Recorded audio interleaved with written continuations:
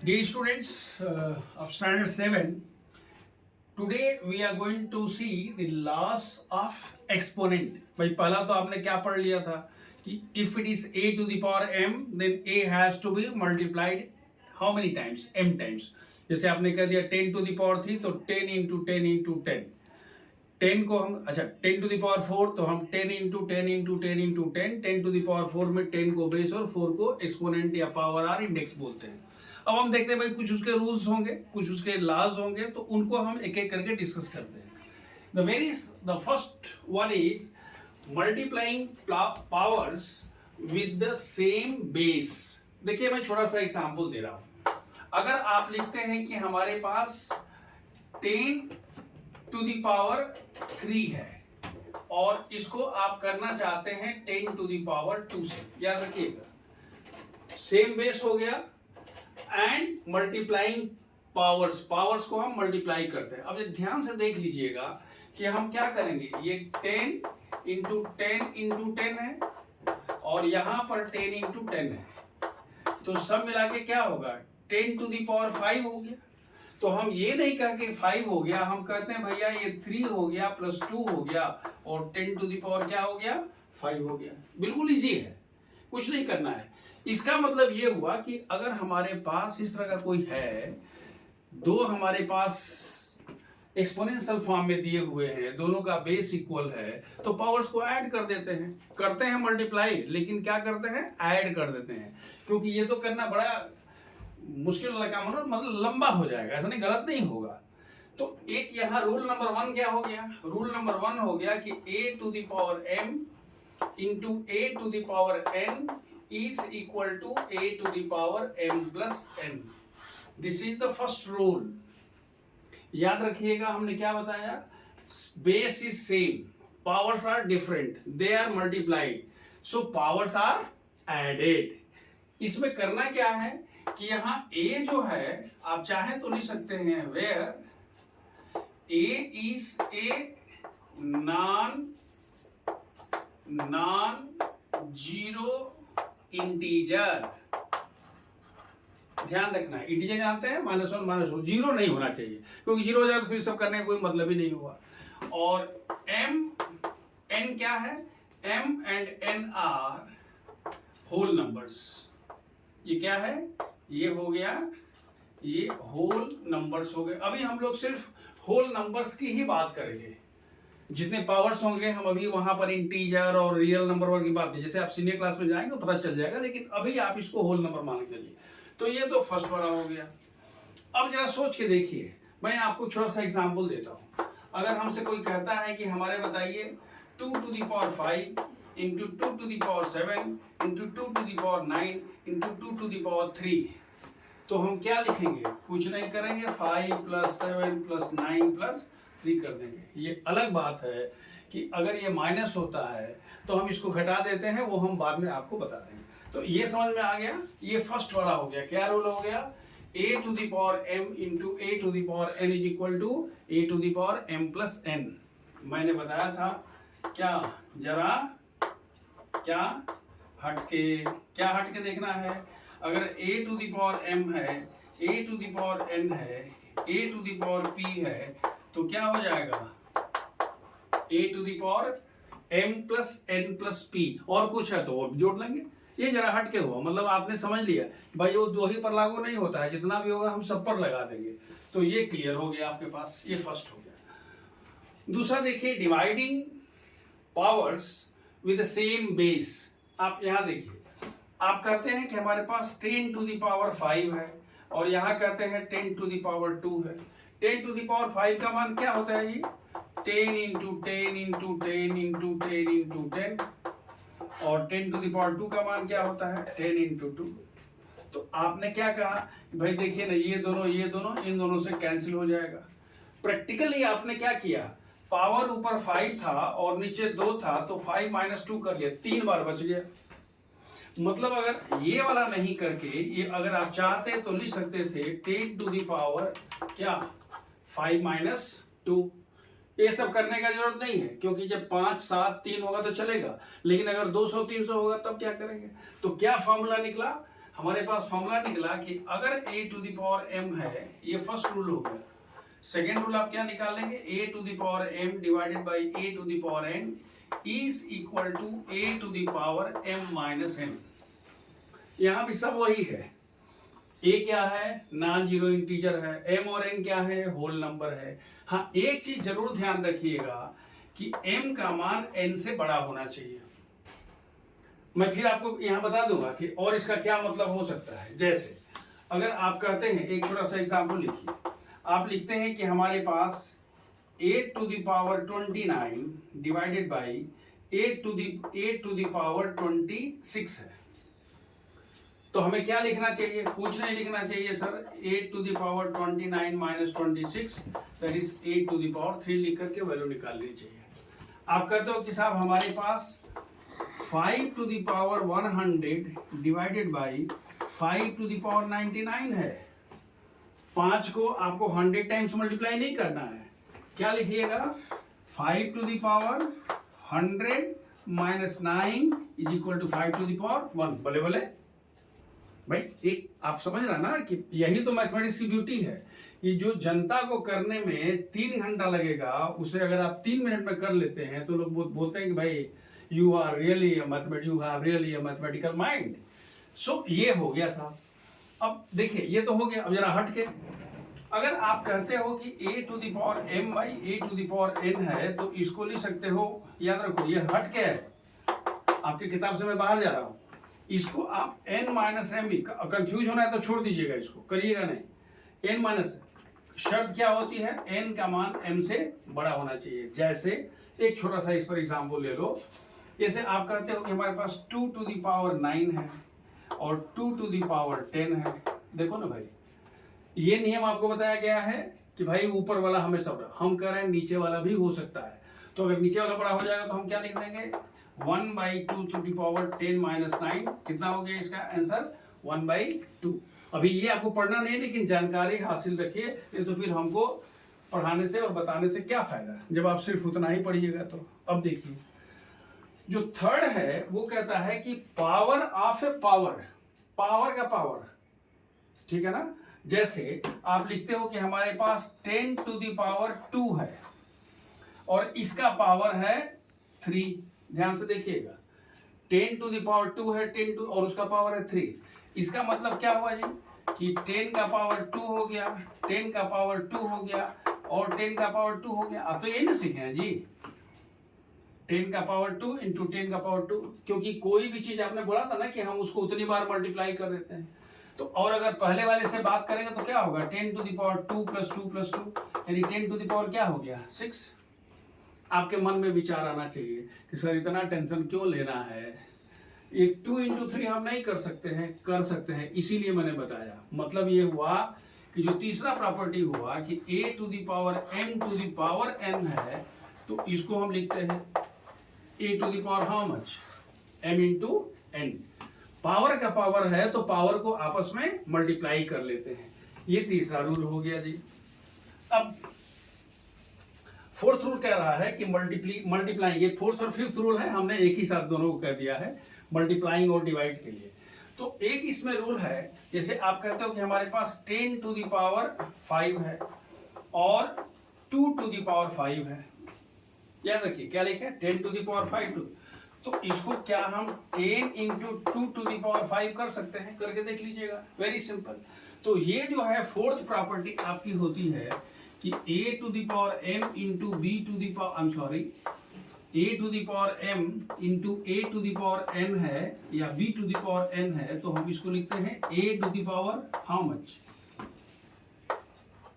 कितना हो जाएगा, a का पावर m है, b का पावर m है, तो a b को मल्टीप्लाई करिए, पावर एक साथ लिख लीजिए। और जो पांचवी प्रॉपर्टी है वो ये है कि अगर हमारे पास a का पावर m है और b का पावर m है, तो हम इसको a by B to the power m कर सकते हैं। ये पांचवी प्रॉपर्टी हो गई। हर जगह वही जो कंडीशन है। तो हम जितना भी अभी जो हमने रूल्स की बात करी है, सब रूल्स किस पर आ गया जी, हमारे पास सब जितनी चीजें हैं वो सब सिमट करके इस 5 में आ गई। a to the power m into a to the power n is equal to a to the power m plus n। अगर डिवाइड है तो हम उसको सब्ट्रैक्ट करते हैं, अगर पावर ऑफ पावर है तो मल्टीप्लाई करते हैं, और अगर दोनों का बेस अलग अलग है लेकिन पावर एक ही है तो दोनों को मल्टीप्लाई करके हम सेम पावर लिख देते हैं। दोनों के बेसिस डिफरेंट हैं लेकिन पावर सेम है तो हम a बाई बी करके वी पावर m करते हैं। Now we discuss the questions. अब हम लोग कुछ क्वेश्चंस करते हैं। देखिए अब एक्सरसाइज एनसीईआरटी की एक्सरसाइज 11.2 है, इसके अलावा भी हम कुछ कुछ कराएंगे। पहले अब जैसे first C exercise 11.2 question number 1। Question number 1 का जो फर्स्ट पार्ट है वो दिया हुआ है कि भाई हमको इसको एक्सपोनेंशियल फॉर्म में लिखना है। देखिए 6 to the power 13 by 6 to the power 10। अभी आपने क्या सीखा है, a to the power m by a to the power n is equal to क्या सीखे थे, a to the power m minus n। तो क्या होगा 6 to the power 13 minus 10 is equal to 6 to the power 3 हो गया। Second question में आपसे कह रहा है कि भाई आपके पास ये वाला है, ये क्वेश्चन नंबर 5 है, तो आप इसको क्या लिखेंगे 5 to the power 2 into 3 divided by 5 into 3। याद आ रहा है क्यों? क्योंकि आपने पढ़ा है कि a to the power m to the power n की वैल्यू क्या होती है, a to the power m into n। Power का पावर मल्टीप्लाई हो जाता है, तो ये मल्टीप्लाई हुआ तो ये 5 टू द पावर क्या हो गया 6 divided by 5 to the power 3। Division को ऐसे लिख सकते हैं। फिर वही फॉर्मूला, अब क्या होगा जी 5 to the power 6 minus 3 is equal to 5 to the power 3। याद रखिए ये एक्सपोनेंशियल फॉर्म है, वैल्यू नहीं पूछ रहा है। ऐसा नहीं कि आपको एकदम धड़धड़ा के और गर्मी चढ़ गई और आपने कह दिया ना ना सर हम इसको वैल्यू निकाल लेंगे, वो सब नहीं करना है। जो क्वेश्चन पूछा है क्वेश्चन का जवाब दीजिए। अगला क्वेश्चन जो है वो आप देखिए, ये भी अच्छा क्वेश्चन है। कह रहा है कि 9th क्वेश्चन है, ये बोलता है कि 2 to the power 20 divided by 2 to the power क्या जी 15 and multiplied by 2 to the power 3। फिर वही formula 2 to the power 20 minus 15 multiplied by 2 to the power 3 2 to the power 5 into 2 to the power 3। और अभी तो आपने पढ़ा था a to the power m into a to the power n। याद है ना पहला वाला फॉर्मूला हम लोग क्या पढ़े थे, यही बोला था ना सब मिले। देखिए मैं हमेशा कहता हूँ एक छोटा सा कार्ड बना लीजिए। जैसे अगर हम आपकी जगह पर रहेंगे तो आपको सबको हम सजेस्ट करते हैं, क्या सजेस्ट करते हैं, अभी हम इसको क्वेश्चन कर लेते हैं फिर बताते हैं। 2 to the power 5 plus 3 is equal to 2 to the power कितना हो गया 8।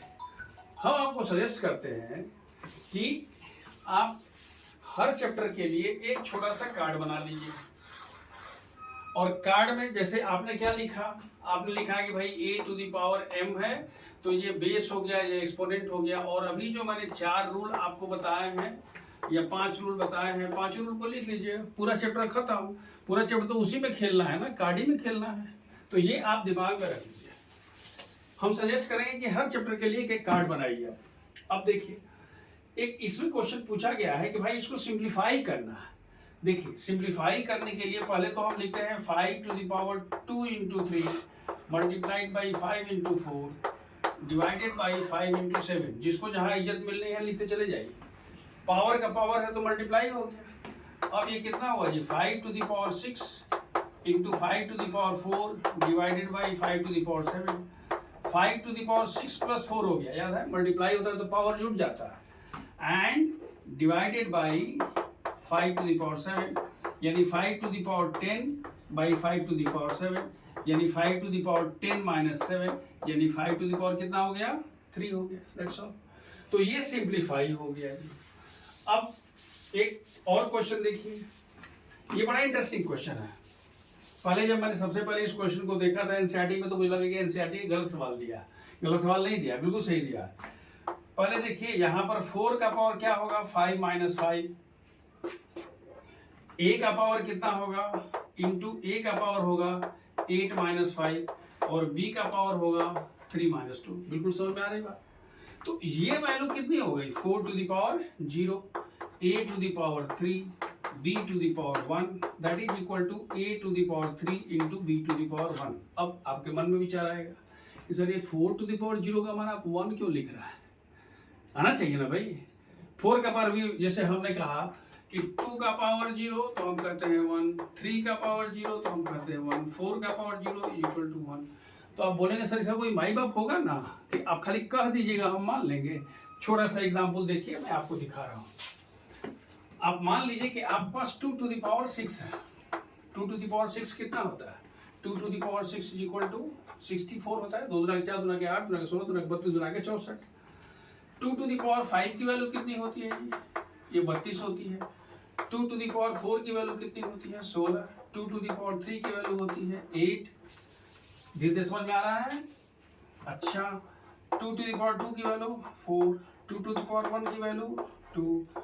2 to the power 0 की वैल्यू, सोच के देखना है हम क्या बोल रहे हैं, ये किस क्रम में आगे बढ़ रहा है। 2 का पावर 0 था, हम अभी छोड़ देते हैं, लेकिन 2 का पावर 1 था तो 2 था। जब 2 का पावर 2 होता है इसका स्क्वायर हो गया। फिर जब पावर 3 हुआ तो फिर इसमें 2 से मल्टीप्लाई हो गया। मतलब क्या होता है, डबल होता चला जा रहा है। 2 का 4, 4 का 8, 8 का होता ना, 1 का 2, 1 का 2, 1 का 2, तो क्या हुआ, 2 का 4, 4 का 8, 8 का 16, that is for 2 it is 4, for 4 it is 8, for 8 it is 16, for 16 it is 32 and so on so forth. Meaning 2 to the power 0 से पहले यहाँ क्या रहा होगा, 1, क्योंकि 1 का 2 हो रहा है।